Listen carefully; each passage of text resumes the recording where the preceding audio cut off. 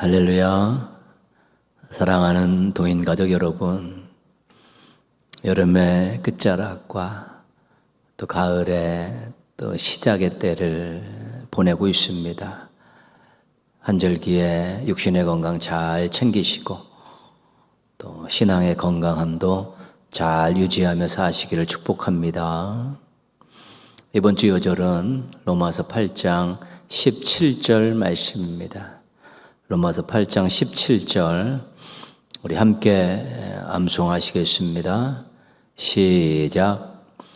자녀이면 또한 상속자 곧 하나님의 상속자요 그리스도와 함께한 상속자니 우리가 그와 함께 영광을 받기 위하여 고난도 함께 받아야 할 것이니라. 로마서 8장 17절 말씀. 아멘.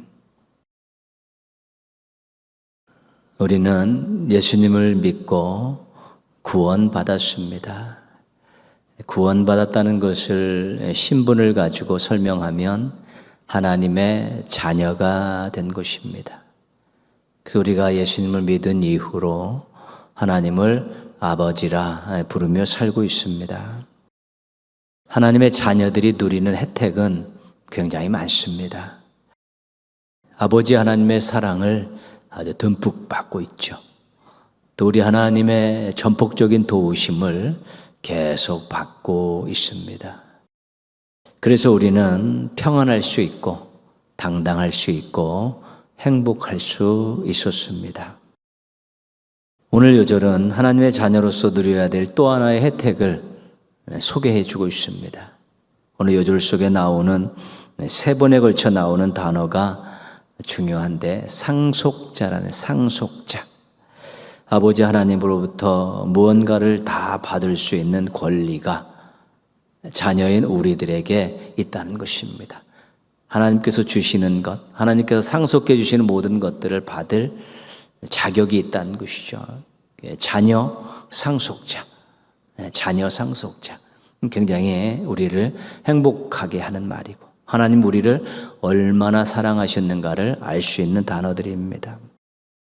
하나님께서 받으시는 영광을 예수님과 함께 우리 자녀인 우리들도 상속받을 수 있습니다.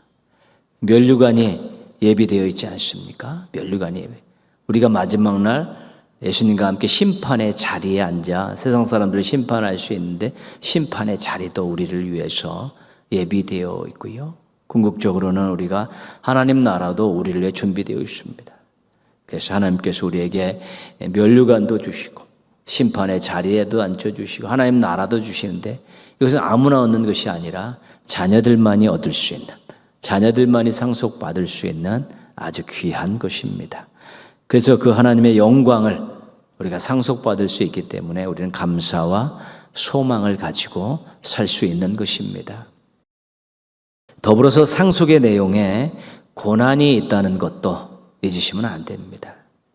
우리 세상에서도 자녀들에게 상속이 됐을 때 그 재산이라든가 이런 게 권리도 상속되지만 때로는 부채, 이 의무도 상속되는 거 있지 않습니까? 우리가 영광을 상속받지만 우리가 고난도 상속받아야 된다는 것입니다.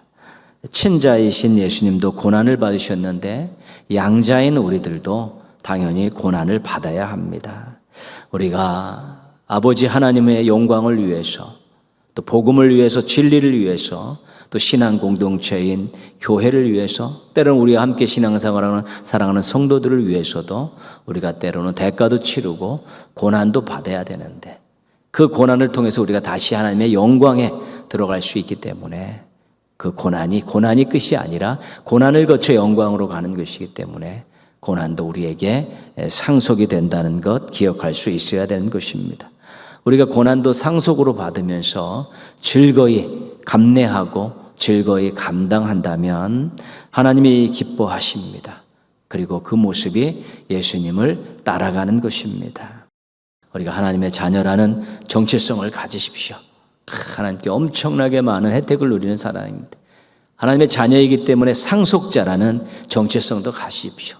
그래서 하나님의 영광도 상속받지만 고난도 상속받는 그러한 귀한 존재임을 하나님께 눈동자처럼 지키시고 아끼시고 보호하시는 특별한 존재임을 확인하십시오. 그래서 영광도 상속받고 고난도 즐거이 상속받는 멋진 하나님의 자녀들 되시기를 주님의 이름으로 부탁드리겠습니다. 찬송가 272장 함께 찬송하시겠습니다. 찬송하신 후에 송지윤 권사님께서 기도 인도해 주시겠습니다.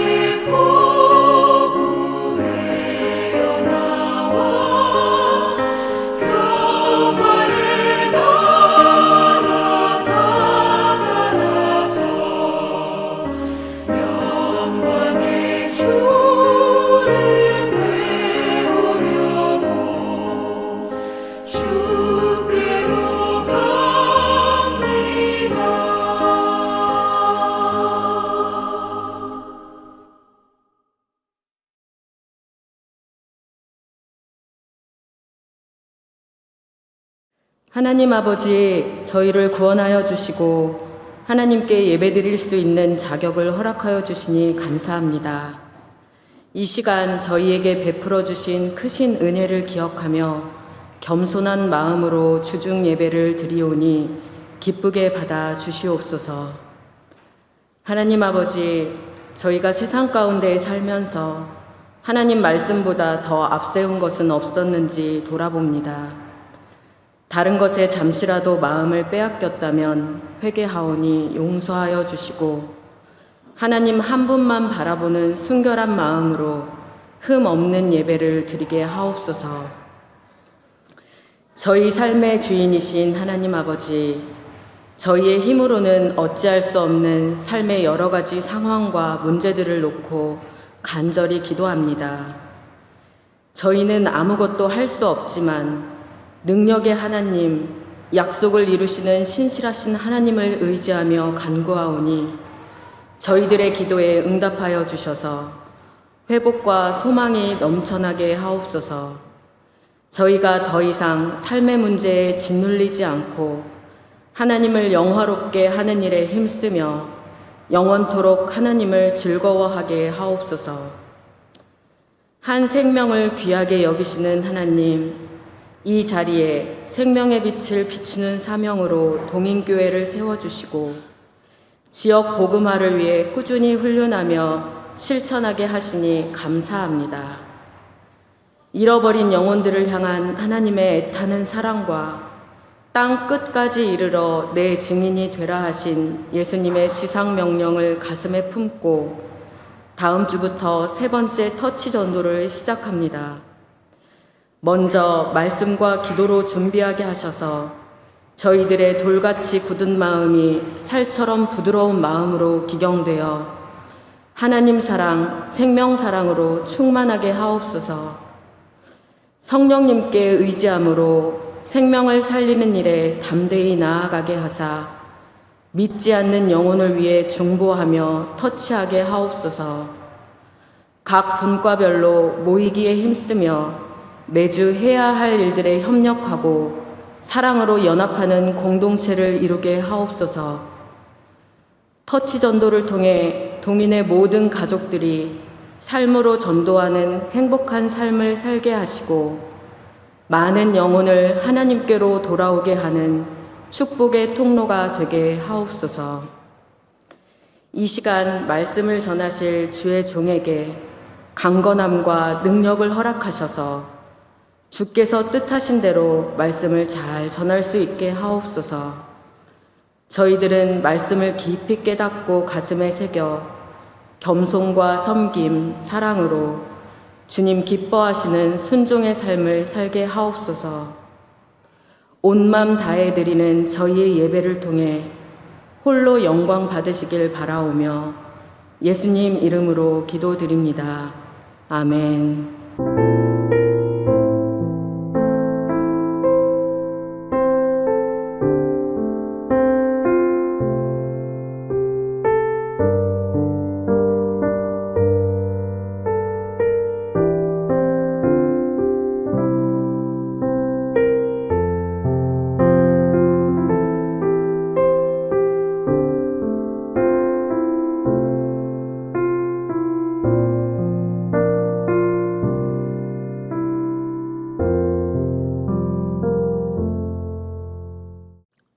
오늘 주신 하나님 말씀은 신약성 로마서 3장 9절에서 18절까지 말씀입니다. 로마서 3장 9절에서 18절까지 말씀 우리 한번 같이 읽겠습니다. 그러면 어떠하냐? 우리는 나으냐? 결코 아니라. 유대인이나 헬라인이나 다 죄 아래에 있다고 우리가 이미 선언하였느니라. 기록된 바 의인은 없나니 하나도 없으며 깨닫는 자도 없고 하나님을 찾는 자도 없고 다 치우쳐 함께 무익하게 되고 선을 행하는 자가 없나니 하나도 없도다. 그들의 목구멍은 열린 무덤이요 그 혀로는 속임을 일삼으며 그 입술에는 독사의 독이 있고 그 입에는 저주와 악독이 가득하고 그 발은 피 흘는데 빠른지라. 파멸과 고생이 그 길에 있어 평강의 길을 알지 못하였고 그들의 눈앞에 하나님을 두려워함이 없느니라 함과 같으니라. 아멘. 이 시간 2025년 1월 12일 날 올려드렸던 호산나 찬양대의 찬양으로 함께 영광 돌리시겠습니다.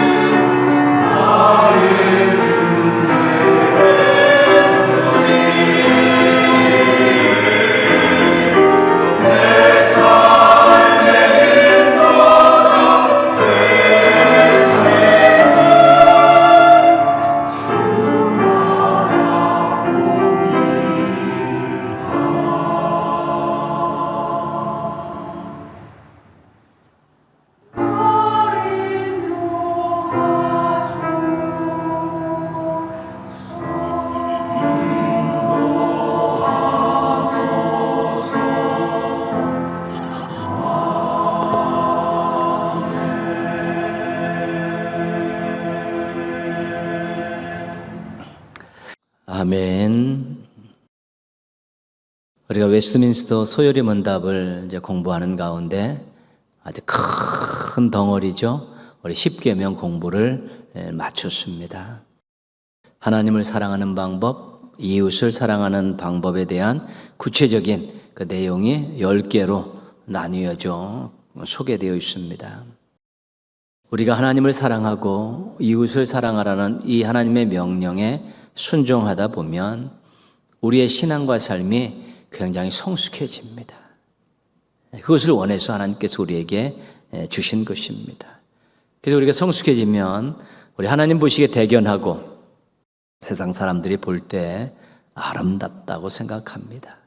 하나님은 우리 자녀들 정말 대견하다. 내 말을 듣고 나를 사랑하고 우리 이웃을 사랑하며 살는구나.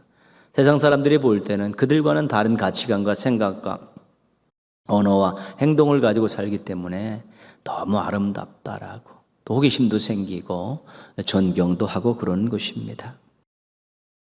십계명에 대해서 우리가 순종하고픈 마음을 꼭 가지시고 노력하셨으면 좋겠습니다. 오늘은 계명에 대한 내용을 조금 더 살펴보도록 하겠습니다. 제목도 계명과 죄, 이런 부분을 제목을 정했는데, 이 계명과 관련된 부분을 통해서 죄와 관련된 부분까지 함께 나누고자 합니다. 오늘 82문 보시면요, 82문답이죠. 82문, 사람이 하나님의 계명을 완전히 지킬 수 있습니까? 80이다. 인간이 타락한 이래로 이 세상에서 하나님의 계명을 완전히 지킬 수 있는 사람은 하나도 없습니다. 오히려 생각과 말과 행위에 있어서 날마다 계명을 어깁니다. 율법에는 10계명을 정신으로 하는 하나님께서 주신 또 많은 계명이 있습니다. 구약 율법 외에 하나님의 말씀인 성경에도 하나님께서 명령하신 내용들이 많이 있습니다. 근데 그것을 완전히 지킬 수 있냐는 것입니다. 대답은 완전히 지킬 수 없다입니다. 하나님이 주신 많은 계명이 있는데 완전히 인간이 지킬 수 있느냐? 지킬 수 없다.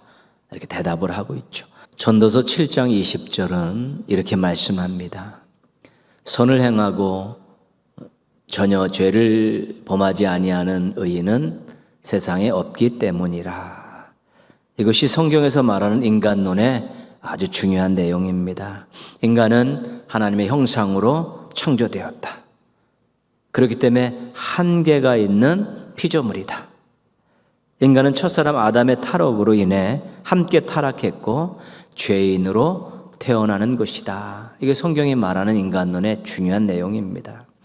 그래서 인간은 죄의 속성을 가지고 죄인으로 태어나기 때문에 계명을 완전히 지킬 수 없다는 것이지. 왜냐, 계명에 반대되는 속성을 가지고 있기 때문에 완전하게 지키기가 어려운 것이고요. 자신을 넘어서고 상황을 바꿀 수 있는 능력에 한계가 있기 때문에 계명을 완전히 지킬 수 없습니다. 자기 욕망들을 자제해야지만이, 그것들을 잘라내야지만이 계명을 지킬 수 있는데, 그것도 자기 자신을 이기기도 어렵고, 또 상황의 여러 가지 유혹과 또 핍박과 시험과 이런 여러 가지 상황적인 것들을 완전히 극복해내기 어렵기 때문에 완전히 지킬 수 없다는 것입니다. 그러면 완전히 지킬 수 없는 계명을 하나님께서는 왜 주셨을까라는 의문이 들죠. 완전히 지킬 수도 없는 계명을 왜 주셨을까? 그런 의문이 듭니다. 하나님은 그 누구보다도 우리 인간에 대해 잘 알고 계십니다. 그 죄의 속성과 무능함을 잘 알고 계십니다. 우리를 만드신 분이기 때문에, 모든 것들 다 아시는 분이기 때문에 그렇습니다. 그럼에도 불구하고 계명을 주신 이유는 첫째, 하나님에 대해서 분명히 알려주기 위해서입니다. 하나님은 명령권자입니다. 명령하실 수 있다. 지켜라. 명령하실 수 있는 명령권자입니다. 왕이시고 주인이시고 지존이십니다. 이것을 분명히 알라는 것입니다. 나는 명령하는 자고 너희들은 순종하는 자라는 것을 확실히 각인시키기 위해서 계명을 주셨고요. 두 번째는 하나님의 뜻을 제시하신 것입니다. 하나님의 뜻, 이렇게 사는 것, 이게 제대로 사는 삶이다라는 것을 제시하신 것이죠. 하나님은 행복한 인생, 당당한 인생을 살기를 원하시기 때문에 이것을 목표로 삼아서 이렇게 살라고 제시해 주신 것입니다. 셋째는 하나님의 백성의 수준을 알려주신 것입니다. 하나님의 계명은 하나님의 백성들의 수준이 높아지기를 원해서 주신 것입니다. 세상 사람들의 도덕적인 수준과 여러 가지 많은 법에 있는 그 수준보다도 훨씬 더 높은 수준을 제시하시면서 내 백성은 이렇게 수준 높은 신앙과 삶을 가지고 있어야 된다라는 하나님의 뜻이 그 속에 담겨 있는 것입니다. 우리가 계명을 생각할 때 지킬 수 있느냐 없느냐, 완전히 지킬 수 있느냐 없느냐를 먼저 생각하지 말아야 되는 것입니다. 계명은 하나님이 명령하신 것이다. 아주 분명하게 인식하고 있고 인정해야 되고요.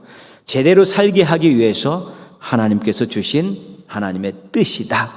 이렇게 받아들여야 되고요. 하나님의 백성의 수준을 알려주신 거예요. 나는 이 정도로 살아야겠구나 라는 생각을 해야 되는 것입니다. 이것을 먼저 생각하면 겸손하게 받고 순종하기 위해서 노력하게 되는데 이것이 기본적인 태도입니다. 지킬 수 없는데 왜 줬냐? 지키지 못하는 걸 왜 줬느냐? 완전하게 지킬 수 없는데 누구 놀려먹는 거냐? 이런 얘기가 아니라 하나님이 주셨습니다. 하나님의 뜻이 담겨 있습니다. 하나님의 백성인 하나님의 자녀인 나에게 수준 높은 삶을 살라고 주신 것입니다라고 먼저 이게 인정하고 고백하게 될 때 우리가 겸손해지고 노력하면서 또 그 수준에 맞추려고 뜻을 받으려는 또 그런 모습들로 살게 될 때 그것이 우리에게는 큰 유익이 될 수 있는 것입니다.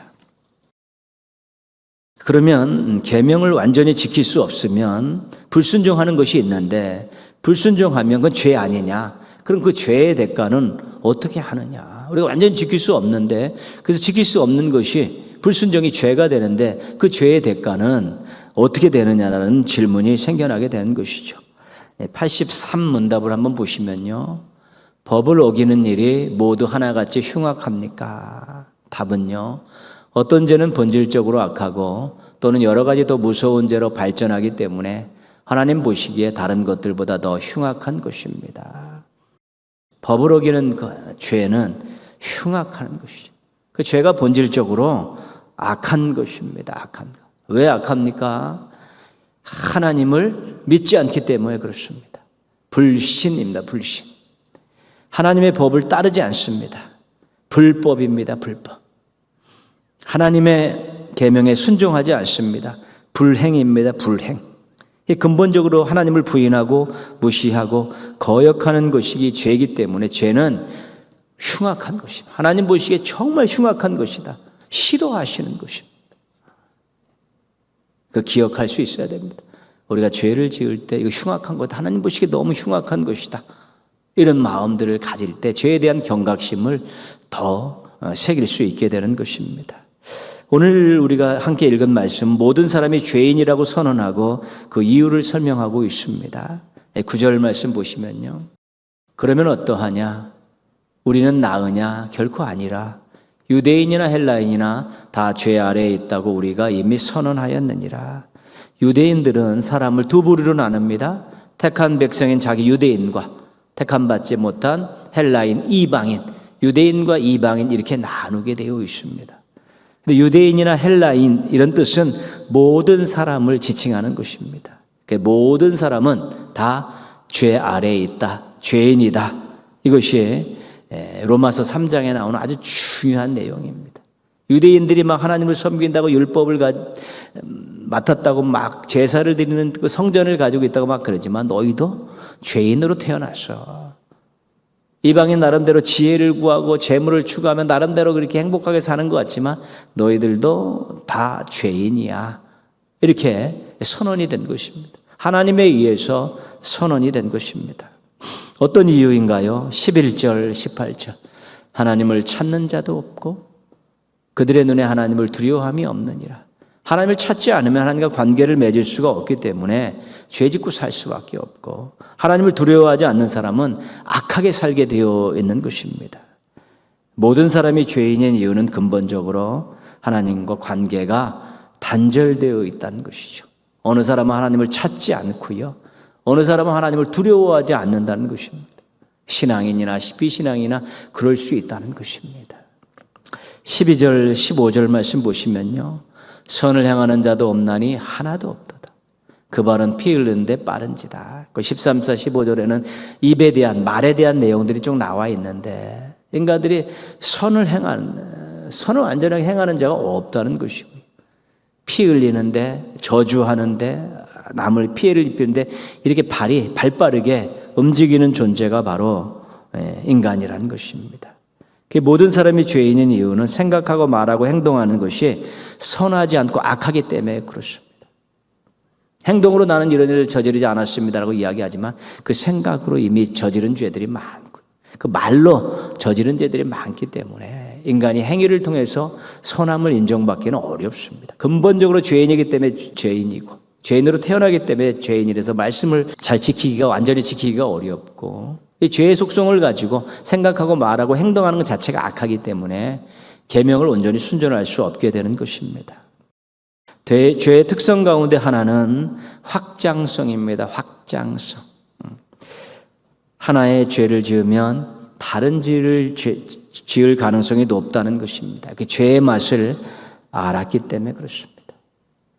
그리고 그 죄를 통해서 얻는 다른 이익들에 대해서도 알았기 때문입니다. 그래서 죄를 짓고 죄를 숨기려 하고 합리화하고 정당성을 부여하고 그렇습니다. 왜? 자기는 잘못했다는 게 아닙니다. 이걸 통해서 자기가 얻고 누려야 되는 것이 있었기 때문에 자신은 괜찮고 이것을 또한 숨기려 하기 때문에 또 새로운 죄가 또 생겨나게 되는 것입니다. 거짓말을 했다가 그 거짓말을 덮으려고 또 거짓말을 하는 것들 우리들이 삶 속에서도 우리들이 경험하는 부분 아니겠습니까? 우리 다윗이 밧세바를 범했을 때 처음에는 이렇게 그 남편을 속여서 그 남편의 아이인 것처럼 바꾸려는 그런 막 시도를 하죠. 결국 그러다 안 되니까 나중에는 그 밧세바의 남편인 우리아를 전쟁터에서 죽여버리지 않습니까? 살인까지 병험하는 것이죠. 그 죄는 잘 초장에 잡지 않으면 자꾸 확장성이 있고 도미노 현상처럼 자꾸 이렇게 다른 죄들을 양산해내는 확장성이 있기 때문에 우리가 굉장히 조심해야 되고요. 처음에 깔끔하게 정리하지 않으면 이 죄의 확장성 때문에 나중에는 죄에게 우리를 누르고 살게 되고 우리를 조정하며 살게 되는 그런 일까지 생겨나게 되는 것입니다. 죄의 또 하나의 특성은 전염성입니다. 죄가 다른 사람에게 전염된다는 것입니다. 전염병이기 때문에 전염되는 것이 아니라 그것을 보고 있는 사람들이 죄를 지으면서 많은 이득을 얻네. 죄를 그렇게 지었는데도 별반 벌을 받지 않네. 이런 일들이 생겨나면 본인도 마음문을 열고 그 죄의 길에 동참하게 되는 것이죠. 그 주변에 있는 사람들이 이렇게 동참하게 되는 것입니다. 그래서 그들과 또 교제하다 보면 생각이 바뀌고 또 행동들이 바뀌고 인생의 목표들이 바뀌면서 또 죄를 짓는 사람들이 많아지는 것입니다. 결국은 양심이 무뎌지고 죄를 죄로 여기지 않는 또 하나의 죄인이 탄생하는 것이죠. 그래서 우리가 사귀는 사람들이 중요합니다. 건전한 말을 하고 하나님의 영광을 위한 노력들을 하고 또 늘 하나님 앞에 아름다운 모습을 쓰려고 하는 사람들과 함께 교제하면 그도 거룩한 백성의 모습들로 변화될 수 있습니다. 근데 부정적인 생각하고 막 좋지 않은 말 쏟아내고 막 이상한 행동을 하면서도 그걸 정당하다고 우기기도 하고 죄를 죄로 여기지 않고 부끄러워하지 않는 사람들과 사귀다 보면 자신도 모르게 자신도 죄인의 반열에 서게 되는 것입니다. 그 죄의 확장성과 전염성이 우리의 이웃들을, 우리의 주변 사람들을 아주 힘들게 한다는 거 꼭 기억할 수 있어야 되는 것입니다. 그렇다면 죄가 어쩔 수 없는 것이라면, 완전히 지킬 수 없는 것이라면 포기하고 살아야 되는가? 포기하고 살아야 못하겠다. 안 되는데 뭘 하냐? 포기하고 살아야 되느냐? 이제 그런 부분들을 한번 다뤄야 되는 것이죠. 84문답입니다. 모든 죄가 마땅히 받을 보응이 무엇입니까? 모든 죄가 마땅히 받을 보응은 이 세상에서와 또 오는 세상에서 하나님의 진노와 저주를 받는 일입니다. 죄인이기 때문에, 문행하기 때문에 죄를 지을 수밖에 없습니다. 그렇다고 해서 죄에 굴복하고 종노릇하며 사는 것은 하나님의 뜻도 아니고, 죄를 이길 수 없으니까 그냥 죄 짓고 살다, 어차피 완전하게 태어나지 않았으니까 죄 짓고 사는 게 무엇이 문제냐, 이렇게 생각할 수 있다는데, 그런 것들은 좋지 않은 것입니다. 먼저 죄의 대가에 대한 두려움이 있어야 됩니다. 오늘 84문답에서 죄가 마땅히 받아야 될 보응이 뭡니까? 하나님의 진노와 저주를 받다. 죄를 지면 하나님께 진노와 저주를 받는다. 이런 두려움이 있어야 되는 것입니다. 두려움을 꼭 가지고 있어야 되는 것입니다. 죄는 하나님과 인간 사이에 큰 강이나 골짜기를 만드는 그런 주범입니다. 하나님과의 관계를 깨뜨리는 괴물 같은 존재입니다. 하나님과의 관계가 깨지는 것을 성경에서는 죽음이라고 이야기합니다. 물론 우리가 육신이 생명이 끝난 것 죽음이지만 하나님과의 관계가 끊기는 것들, 이 영적 죽음과 마찬가지입니다. 내가 이것을 먹는 날에는 반드시 죽으리라. 아담에게 주신 말씀입니다. 근데 아담이 선악과를 따먹었는데 죽지 않았습니다. 죽지는 않았지만 하나님과의 관계가 깨졌습니다. 에덴 동산에서 쫓겨났지요. 하나님의 보호하심에서 벗어나게 된 것입니다. 하나님과의 관계에 이상이 생긴 것입니다.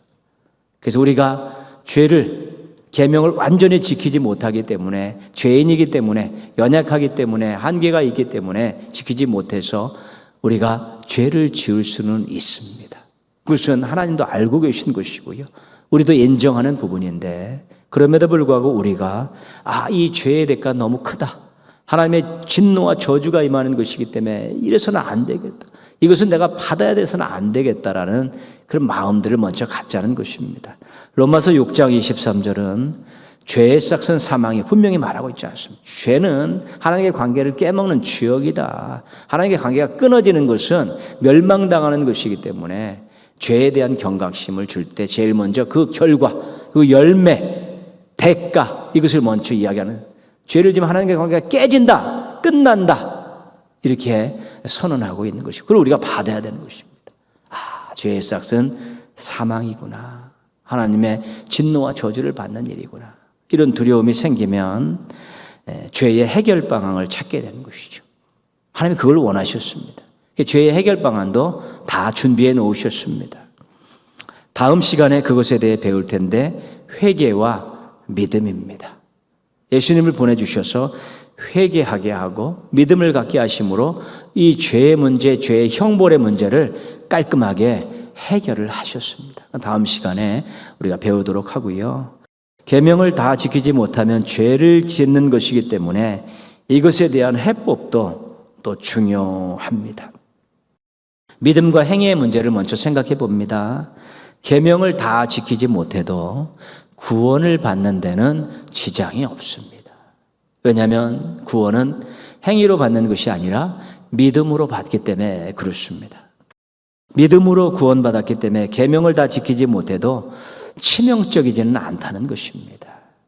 구원을 받기 위해 계명을 지키는 것이 아니라 구원받았기 때문에 계명을 지켜야 한다는 마음을 가지고 살아야 되는 것입니다. 하나님의 자녀로서 계명을 지키지 못하는 것을 부끄럽게 생각해야 되는 것이죠. 부끄럽게 생각하죠.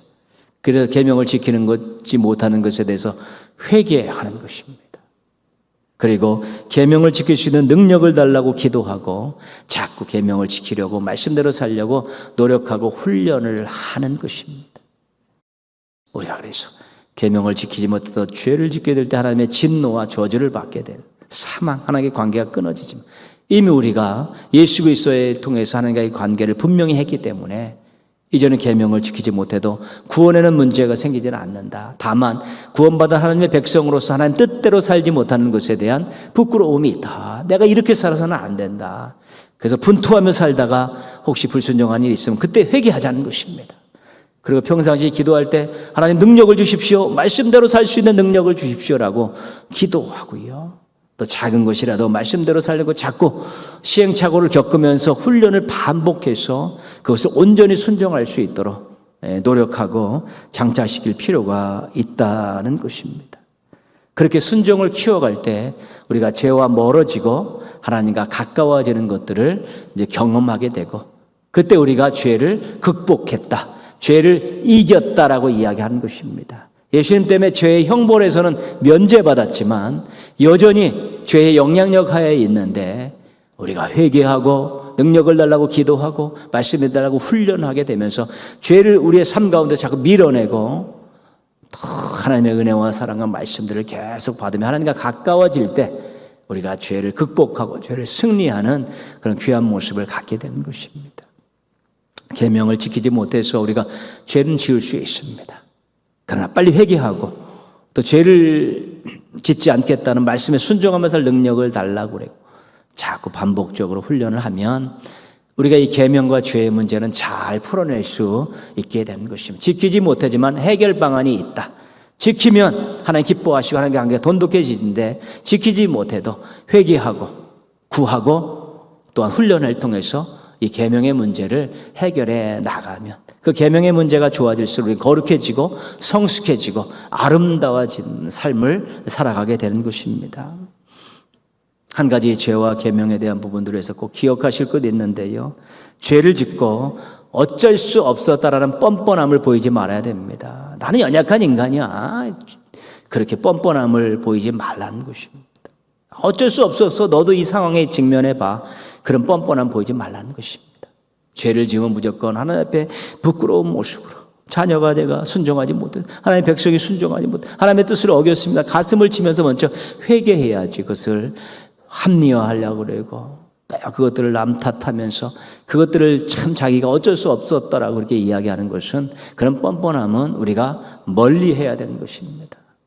또 하나 기억하실 것은 죄를 계획하고 즐기면서 고의로 범하는 죄는 절대 해서는 안 됩니다. 이 고범죄는, 고의로 범하는 죄는 절대로 안 되는 것입니다. 이것은 사악한 것입니다.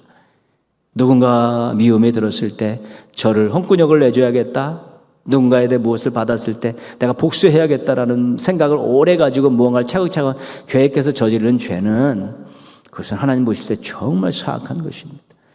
그것을 계획하고 준비하고 실행할 때까지 그 과정 속에서 완전히 신앙을 벗어난 것이고요, 하나님을 떠난 옛사람의 모습을 보이고 살기 때문에 자신에게도 불행한 것입니다. 뻔뻔함과 고범죄는 절대로 해서는 안 됩니다. 계명을 지키지 못해 죄를 지면 하나님 앞에 통해 자복하면서 일어서려고 노력해야 되고요, 무언가 실수로 연약함 때문에 죄를 지을 수는 있지만 고의로 계획하고 즐기면서 정말 계획을 가지고 그렇게 막 죄를 짓는 고범죄는 절대로 해서는 안 되는 것입니다. 중요한 일입니다. 인생을 망치는 일이기 때문에 조심하고 또 조심해야 되는 것입니다. 계명과 죄의 문제를 잘 정리하시고 해결하십시오.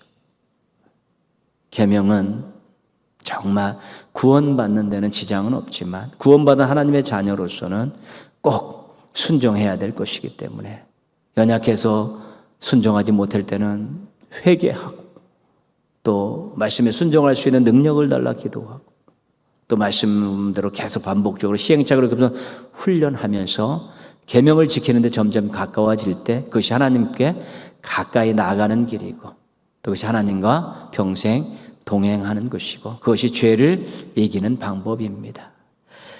계명과 죄의 문제를 잘 정리해서 좀 어렵더라도 즐겁게 순종하면서 하나님께 가까이 가고 하나님을 즐겁게 하고, 그런 계명을 잘 지키는 성숙한 삶을 통해서 여러분의 주변의 사람들과 공동체에게 큰 유익을 안겨주고 신앙인의 멋짐을 보여주는 성도들 되시기를 주님의 이름으로 축원합니다.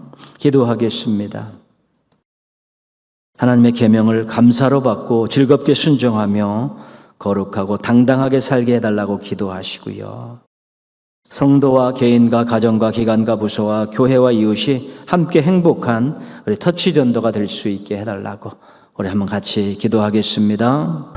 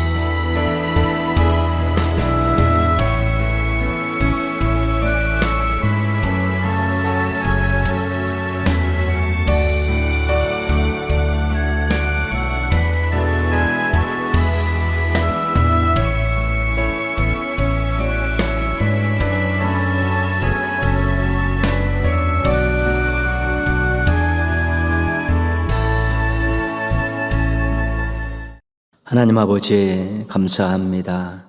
주중에 이렇게 시간을 내서 저희들 함께 예배드리게 해주셔서 감사를 드립니다. 시간과 공간은 다르지만 믿음으로 하나 되어서 드리는 예배가 되게 하여 주옵시고, 하나님 받으실 때 저희 모두가 드리는 예배가 되게 하여 주시옵소서. 하나님께서 저희들의 죄의 속성을 아시고도 또 하나님 저희들이 또 계명을 온전히 지킬 수 있는 능력이 없는 무능력자임을 알면서도 계명을 주신 귀한 뜻을 저희가 잘 받들게 하여 주시옵소서. 하나님은 명령하실 수 있는 명령권자이고 하나님의 뜻이 어떤 것인지를 알게 하시고 저희들로 하여금 세상 사람들과는 다른 수준 높은 삶을 원하신다는 것을 깨닫게 해주시니 감사를 드립니다. 그래서 하나님 아버지 저희들이 말씀대로 살려고 노력하게 하여 주옵시고, 그렇지 못할 때 철저히 회개하고 또 순종할 수 있는 능력을 달라고 기도하며 또 반복적으로 시행착오를 겪는 가운데 훈련해서 계명을 잘 지켜나가는, 감사로 지켜나가고 즐겁게 지켜나가는 성숙한 신앙인들 되게 하여 주옵시고, 그래서 죄를 점점 삶의 영역에서 다 쫓아내게 하시고 하나님과 또 동행하는 아름답고 멋진 인생을 살아갈 수 있도록 도와주시옵소서. 하나님의 말씀이, 하나님의 계명이 저희들의 인생에 나침판으로 삼고 잘 살게 도와주셔서 하나님이 기뻐하시는 멋진 인생 살게 하여 주옵시고, 그 인생으로 하나님께 아름답게 올려드릴 수 있는 성도들이 되어질 수 있도록 은혜 베풀어 주시옵소서. 더시온도를 준비하고 시작하려고 합니다. 우리 성도 한 명 한 명이, 또 가정들이, 기관과 부서가, 또 교회와 또 우리들이 알고 있는 지인들과 이웃들이 함께 행복해지는 터치언더가 되게 하여 주옵소서. 동인의 가족들이 먼저 행복하게 하여 주옵소서. 믿음 안에서 행복하고 주님의 은혜로 행복하고 주님의 사랑으로 행복을 맛보게 도와주셔서 행복한 가운데 이 행복을 나누어 주려고, 행복한 인생을 선물하려고 터치할 수 있게 도와주시옵소서. 모두가 한마음 한뜻돼서 함께 어우러져서 행하는 아름다운 관계전도가 되게 하여 주옵시고, 행복한 삶을 살기가 되게 하여 주시옵시고, 하나님을 기쁘시게 해드리는 아름다운 터치전도가 되게 하여 주시옵소서. 이번 주 남은 주간도 우리 하나님의 은혜 가운데 우리 성도들 잘 살 수 있도록 도와주시옵소서. 말씀대로 살려고 노력하고 진실되고 성실함을 잃어버리지 않게 하여 주옵시고, 모든 사람과 더불어서 아우러서 살려고, 함께 행복하려고 노력하는 삶을 살아가게 하여 주시옵소서. 특별히 어렵고 힘든 일이 있어서 하나님께 부르짖는 가족들이 있습니다. 회복을 위해서 부르짖는 가족들이 있고 자녀들의 미래를 위해 부르짖는 가정들이 있사오니 하나님께서 은혜를 베풀어 주시고 능력의 손으로 만져주셔서 가정마다 감사와 찬송이 있고 간증에 넘쳐나는 귀한 일들이 많이 일어나게 하여 주시옵시고, 그 가정들을 통해 큰 영광 받아 주시옵소서. 이번 한 주간 신앙 안에서 잘 살고 주일날 모여서 함께 하나님 받으실 만한 예배를 드릴 수 있는 동인의 모든 가족들, 예배자들 되게 하여 주시옵소서. 예수님의 이름으로 기도합니다. 아멘. 하늘에 계신 우리 아버지, 아버지의 이름을 거룩하게 하시며 아버지의 나라가 오게 하시며 아버지의 뜻이 하늘에서와 같이 땅에서도 이루어지게 하소서. 오늘 우리에게 일용할 양식을 주시고 우리가 우리에게 잘못한 사람을 용서하여 준 것 같이 우리의 죄를 용서하여 주시고 우리를 시험에 빠지지 않게 하시고 악에서 구하소서. 나라와 권능과 영광이 영원히 아버지의 것입니다. 아멘.